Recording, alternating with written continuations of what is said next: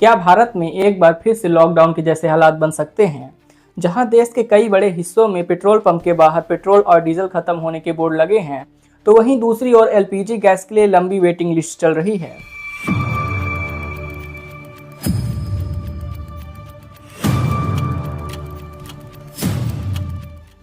क्या यह देश के लिए 2-4 दिन की छोटी समस्या है या फिर भारत के लिए एक गहरी आर्थिक चुनौती है?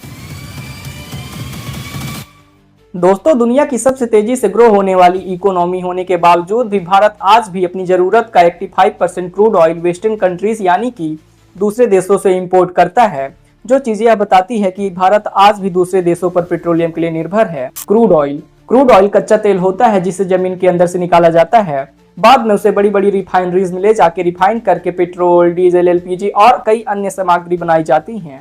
दोस्तों, जब भी वेस्टर्न कंट्रीज के बीच आपस में युद्ध चल रहा होता है, उस चीज का असर सबसे पहले भारत में दिखाई देता है, क्योंकि जब अभी अमेरिका और ईरान के बीच युद्ध चल रहा है, उस बीच भारत में एलपीजी गैस, पेट्रोलियम, डीजल और इन सब चीजों की कमी हो गई है। ऐसा 2 कारणों की वजह से हो रहा है।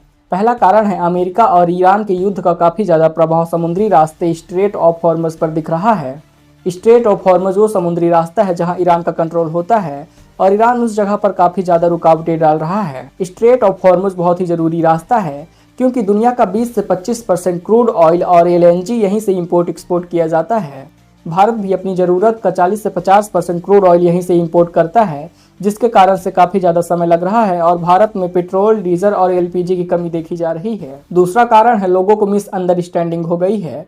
लोगों के बीच अफवाह फैल गई है कि मार्केट में अब पेट्रोल, गैस और एलपीजी सिलेंडर नहीं मिलेगा, जिसके कारण लोग इन चीज़ों को अपने घर में ज़्यादा मात्रा में जमा करने लगे हैं और इस चीज़ की शॉर्टेज हो गई है। दोस्तों, इस चीज़ से हमें यह सीख मिलती है कि कभी भी किसी भी दूसरे देश पर ज़्यादा निर्भर नहीं होना चाहिए, बल्कि आत्मनिर्भर बनना चाहिए। बल्कि समय के साथ साथ नए नए आइडियाज़ पर काम करना चाहिए।